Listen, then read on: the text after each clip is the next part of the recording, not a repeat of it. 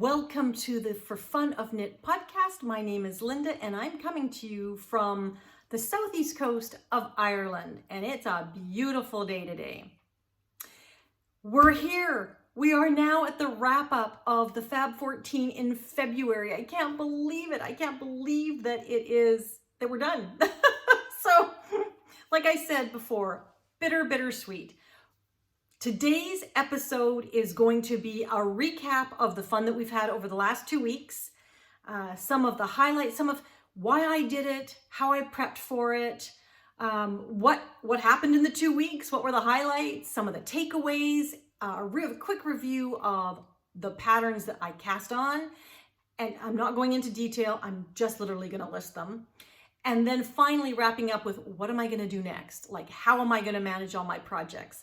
But before we get into it, let me tell you about what I'm wearing. I am wearing the Estrella sweater by Bad Wolf Girl Knits, or Megan Regan. And it is an it's an all over color work pattern. Well, it's pretty much, you can go all the way in the body, but it's a nice circular yoke with quite a few different motifs. It's supposed to be all just one contrast color. And I used scrap yarn for mine. I love the fit of this. It's got nice long ribbing in the cuffs, and it's got a split. I've done a split hem. And this is just a festive sweater that goes Halloween and sort of pre-Christmas, depending on how you're feeling. So I was feeling festive today, so that's what I'm wearing. So now that you know what I'm wearing, let's talk about the fun. This is going to be a fun episode. There's nothing new to show you other than when I go through the projects at a high level, I am going to show you yesterday's cast on, which was the 14th cast on, which technically, because I'm filming a day ahead, hopefully you know that, but it was yesterday's cast on, which is the Idez cardigan.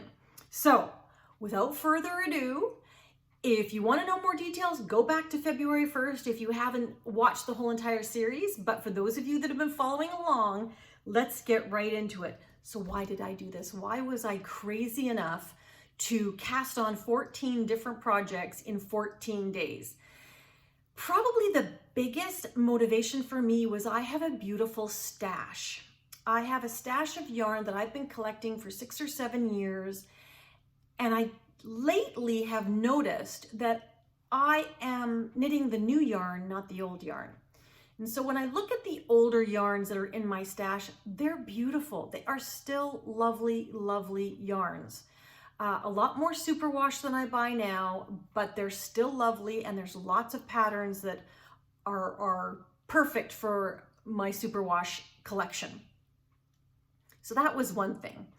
The other thing is I wanted to use patterns kind of in the same sort of, vein that I purchased. I had a Ravelry library of 16 pages of patterns. And yet, as soon as something comes up on Ravelry that's really pretty and really neat, or one of my knitting peeps says, oh, I'm knitting this, or I'm watching a podcast and they're knitting something new, then I jump right on the bandwagon and knit something new. And then all these patterns that I really, really loved in the day when I bought them are just sitting there aging, and maybe aging out of relevance if I don't do something. So that was another motivation.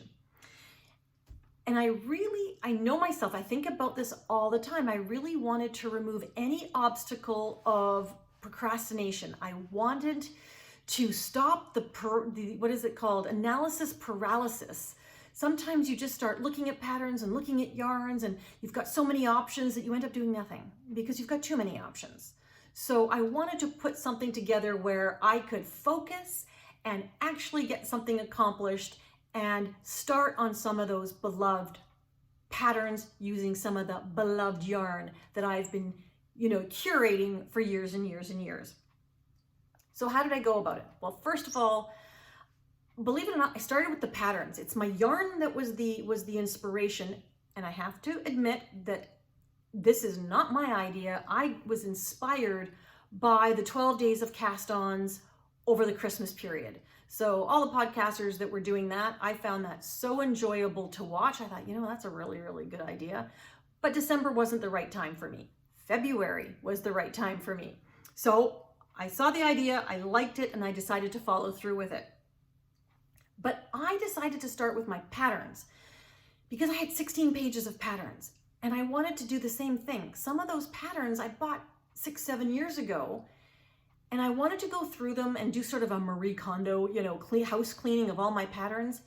If these patterns no longer resonate with me, if my taste has changed or my wardrobe style has changed, which is very true because I was working when I started knitting and now I'm retired. So my lifestyle has changed a little bit. So all that said, I went through my patterns and I reduced my pattern stash from 16 pages in Ravelry down to 10. So kind of impressive. Someone did ask me or mention to me that they thought you could gift purchased patterns to somebody. You cannot. To the best of my knowledge on Ravelry, if you're going to gift a pattern, you have to repurchase the pattern. So just in case anybody was wondering about that. Then once I decided on, I had a selection of patterns and I probably had about 30 patterns in my docket that I was still interested in knitting that are at least 5 years old. And then I went to my yarns and I went looking for yarns that would fit these patterns and really trying to focus on deep stash yarn first and foremost. And I was successful for the most part. I think there's 2 or 3 projects, excuse me, where I had to either buy the pattern to match the yarn or buy the yarn to, no, I didn't buy any yarn.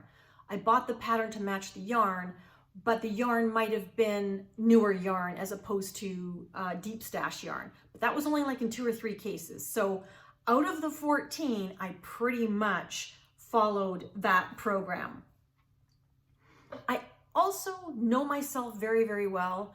I wanted to make sure I was flexible enough. I needed to have enough options that I didn't get bored, number one, but that to keep it a surprise, I chose to have more than 14 options.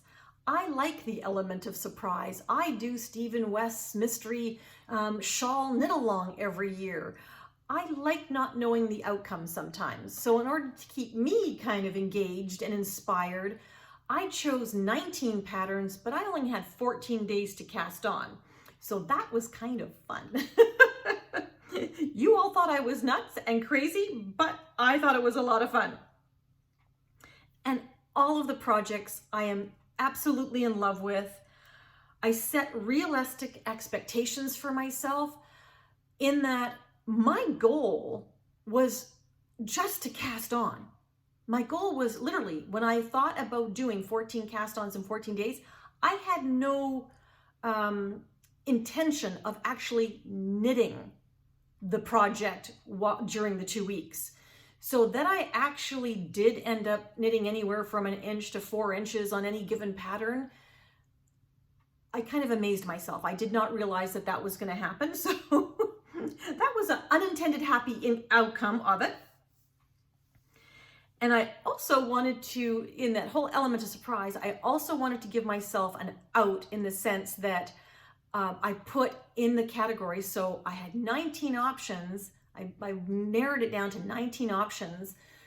But I also gave myself a category called on a whim cast on, just in case that came up and I had seen something pop up on Ravelry or from my knitting peeps or from another podcast that I really needed to cast on. Then hopefully if that wedge came up in my little wheel, then yes, I would be able to fulfill that need to have something new and shiny. And the way I organized it all was by using the spinning wheel. That is the setup of it. So what happened in the 2 weeks? You were all here along with me for this. Okay, so 14 projects actually got cast on, and I'm reading here because I don't want to miss anything.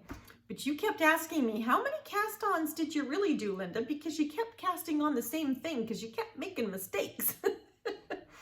I actually cast on 23 times. Yep. And I consider, people who say, well, why don't you swatch? You should swatch for all your garments. Swatch, it's not in my DNA. That's just not how I roll. So there's the swatch camp and the no swatch camp and the sometimes swatch camp. I am usually like firmly in the no swatching camp. Because when I cast on, that's usually my swatch. I'll be able to tell pretty quickly whether or not a pattern's going to work out or not. And so I just undo it and adjust.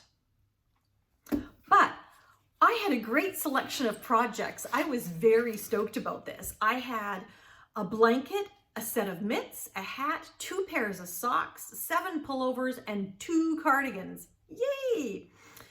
3 of the patterns were free, which I always think that's wonderful when you can find a pattern on Ravelry that is free and worthy of knitting. I think that's fabulous. And I only bought 2 patterns to match my yarn, and that was the Jelly Roll blanket and the agave sweater. So, yay! Let's see. If I finish all of these projects this year, okay, so that is my intention. You heard it here, folks. It is my intention to finish all 14 this year. And the other 9 whips that I still had. So I want to finish it all this year. That's my intention. Doesn't mean I'll succeed, but that's my intention. If I actually do it, I will have knit 105 skeins out of my stash, or basically 29,880 yards of yarn, which is the equivalent of 27 kilometers of yarn, or 17 miles, however you want to put it. I laughed at that. I'm like, oh, Linda, oh my goodness. So overall, I would say that the experience was a 10 out of 10 for me.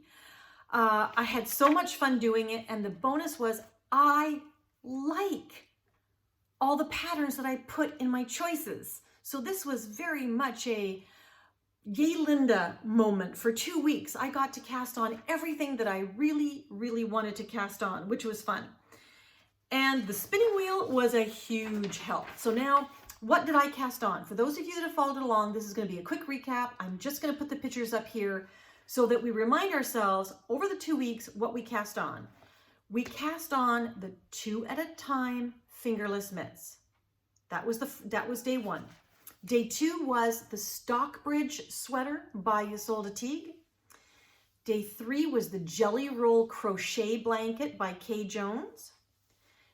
Day 4 was the 1908 short sleeve cabled sweater by Thea Coleman. Day 5 was the Winterberry socks.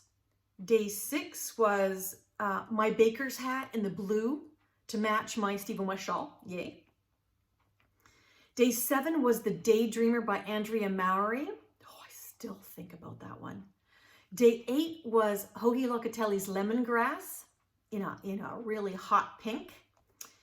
Day, what was that? 1, 2, 3, 4, 5, 6, 7, 8. Day 9 was Yumiko Alexander's Doodles in an apple green shibui. Day 10 was the Lume by Sari Nordland in my dark roast coffee bean color. Love it. Yeah, day 11 was the Fix Giving socks by Summer Lee. Day 12 was the Monday sweater by Petite Knits in a navy blue BFL silk held with a mohair silk from Knitting for Olive. Day 12 was the Agave by Yumiko Alexander in the color is straw. That's the color. That yellow color of the Lena yarn that I used was called Straw. There you go. Go figure. And dun, dun, dun, dun. Yesterday's cast on, the 14th cast on, was the Idez sweater. And that is a cardigan. It is a free pattern by Barocco. I'm going to show you how far I got. Yay! Okay, this was so much fun. Yeah, I had to cast it on more than once. There you go. The one that I cast on the most was the Doodles. Was it the Doodles? No, it was the Daydreamer. It took me 4 cast-ons to get the Daydreamer right. But there you go. So, the Idez cardigan comes in a work flat version, which is the original version, and a work seamlessly back and forth version, which is the 2.0. I am doing a combination. I'm doing the stitch count of the 2.0, and I am doing the knit back and forth of the original. and I have succeeded in doing the back ribbing. So the back ribbing I've done, and I have done the 2 cuffs for the sleeves. And I went straight to the sleeves because I thought maybe I would knit the sleeves first before I do the back and the front panels. So I think because they're bottom up, I think I'm going to do the sleeves first. Now, I'm going into this one a little bit. I am using Cascade Eco Plus in a cranberry colorway. And I am showing, I hope it shows in this light, but let's take a look. Can I show this to you? I now am doing full twisted ribbing. So much straighter, so much straighter. And I think it was Melinda or Marissa on day 2 said something about when you're doing twisted rib, you can twist, half rib, you can actually knit through the back loop on the front and purl through the back loop on the back, and you'll get a pretty straight. I don't know why that didn't sink in with me, but what I end up doing is I ended up knitting through the back loop and purling through the back loop on both sides. And it has turned out to be a much more structured ribbing and very straight. I love it. It's turned out so well. I couldn't be more pleased. I love that this sweater has a 3-inch ribbing and or hem and cuff. I think that's a nice meaty hem.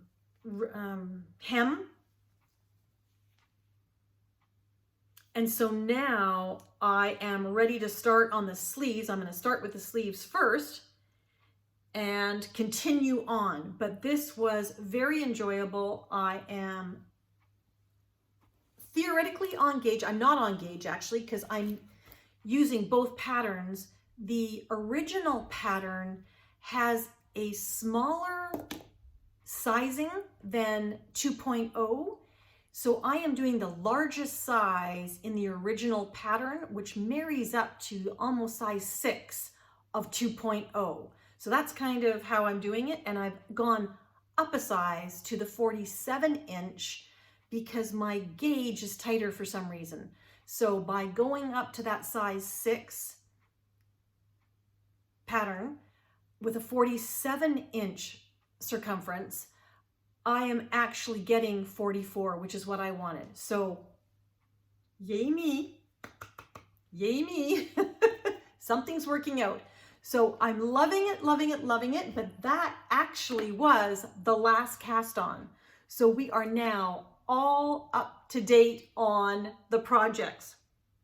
So what are some of the themes? Okay, so this is just from the conversation that's gone on over the last 2 weeks. General themes is we all had a blast. So yes, like I said, it's a 10 out of 10 experience for me, and I really got the sense that you were all enjoying it. So thank you so much for your comments. It was so much fun to hear your thoughts, to see what patterns you liked, to, I could feel your eyeballs rolling in the back of your head going, Linda, you're nuts, you're nuts. But all in good fun. It was all in good fun, and that is what this channel is all about. It's for the fun of knit, folks. Nothing too serious here. I don't do anything that's going to stress me out. There's no point. That would defeat the purpose of for the fun of knit.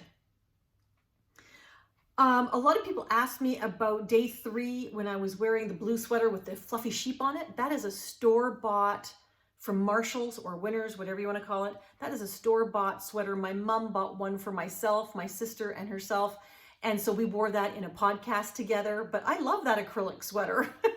It's very appropriate if you're a knitter. So somebody should design that sweater if it doesn't already exist. Oh, I should look for a sheep sweater. I don't have one in my stack. I don't have one in my, I don't actually have a sheep themed sweater in my repertoire.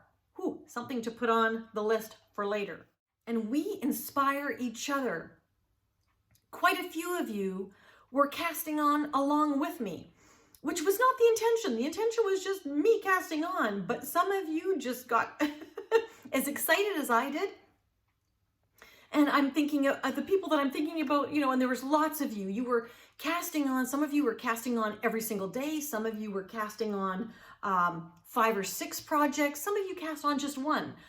And the rest of you were watching vicariously, which was just as much fun.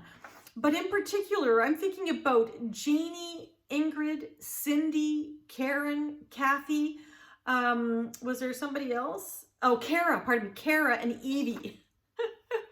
All casting on whimsically. And there's more of you. I know there was more, and I've probably missed a few people. But it was just so much fun to listen to what you were casting on, why you were casting on. Or it was a lot of fun, or I should say, and it was a lot of fun. A lot of you had knit the patterns, some of the patterns that I had actually selected. And you shared your good experiences, but you also shared what didn't work. And I found that very, very helpful. So inspiring each other and enabling each other was one of the highlights for me, for sure. A huge 10 out of 10 experience. And hands down, the two biggest takeaways of the 14 days was everybody loved the wheel, spinning the wheel, and it's literally called Spin the Wheel.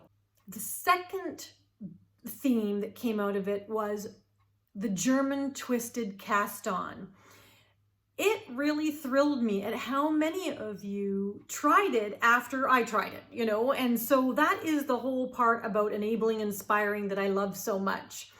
You know, my pattern required me to do a German twisted cast on. I hadn't done it before. I tried it, loved it.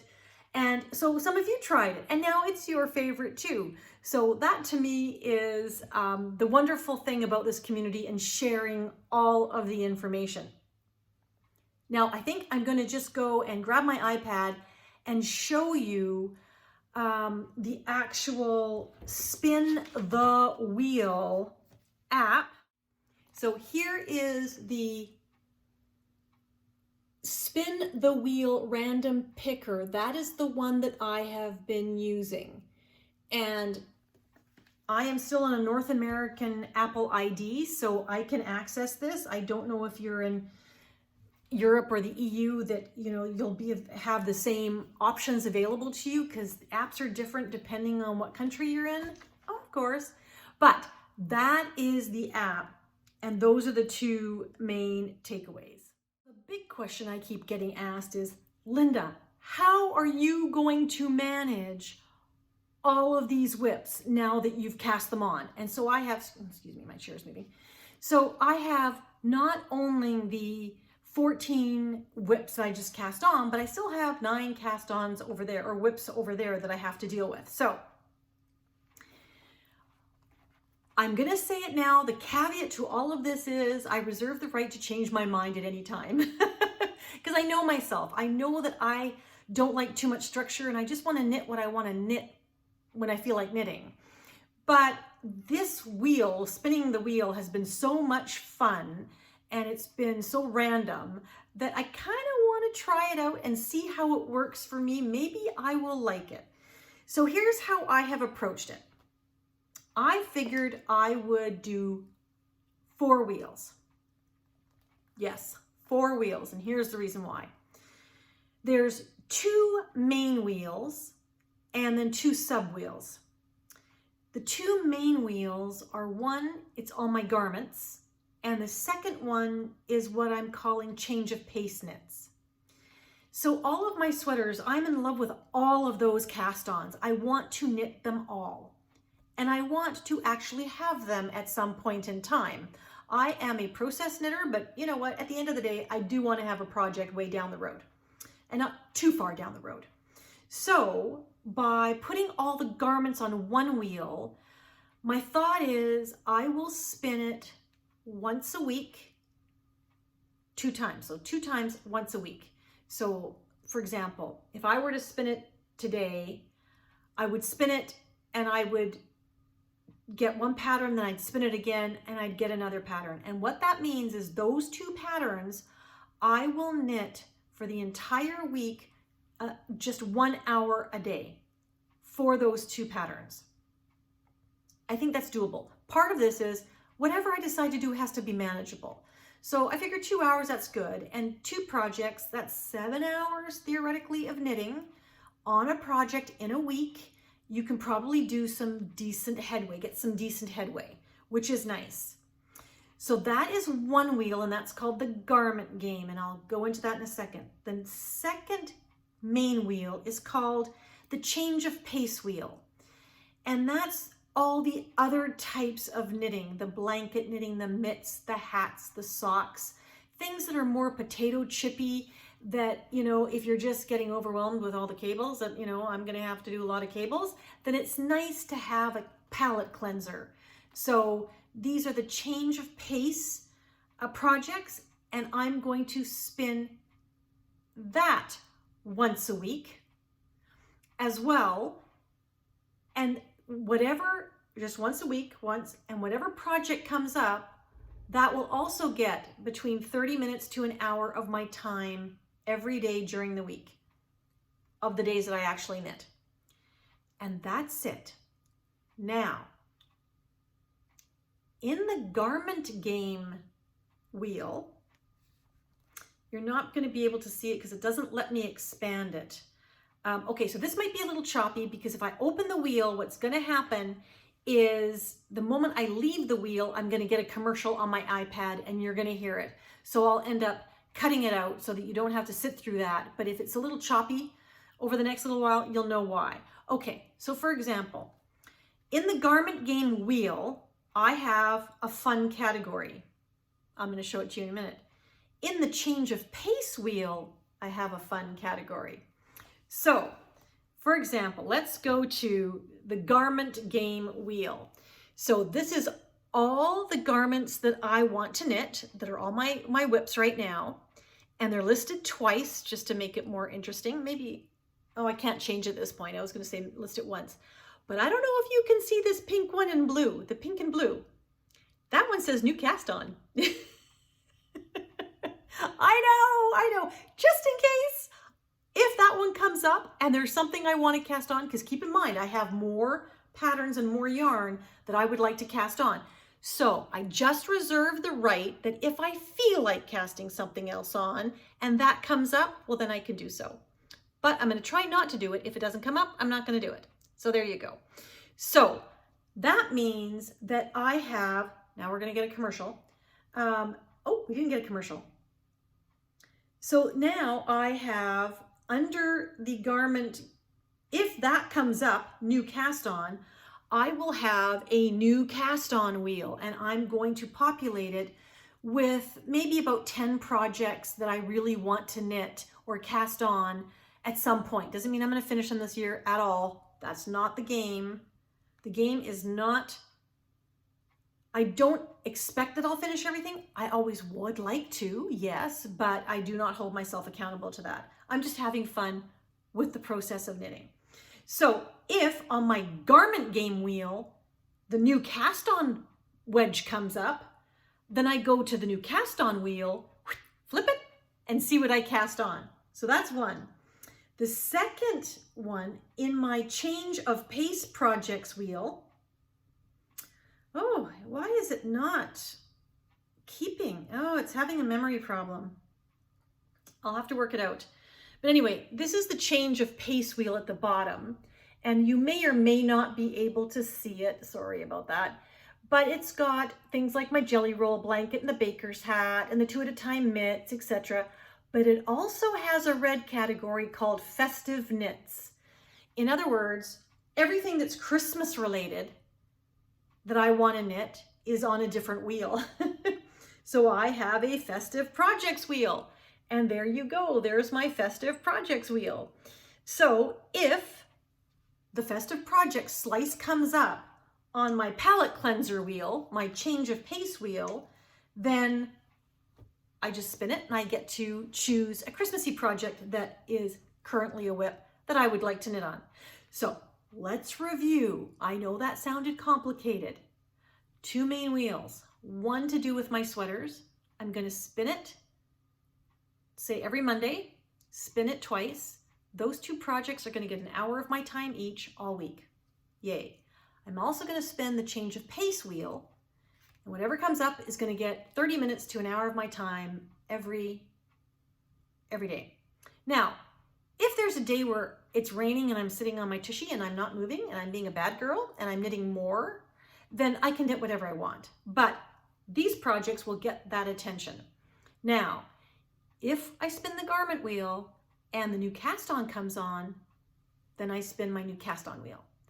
If I spin the change of pace wheel and festive knit comes on, well, then I spin the festive knit wheel, and that's the one that gets 30 minutes to an hour a week. Yeah, that might be way too organized for me. It might be too structured for me. It's starting to sound like it's too structured. I don't know. But that is the approach I'm going to take now, except for the week that's coming up.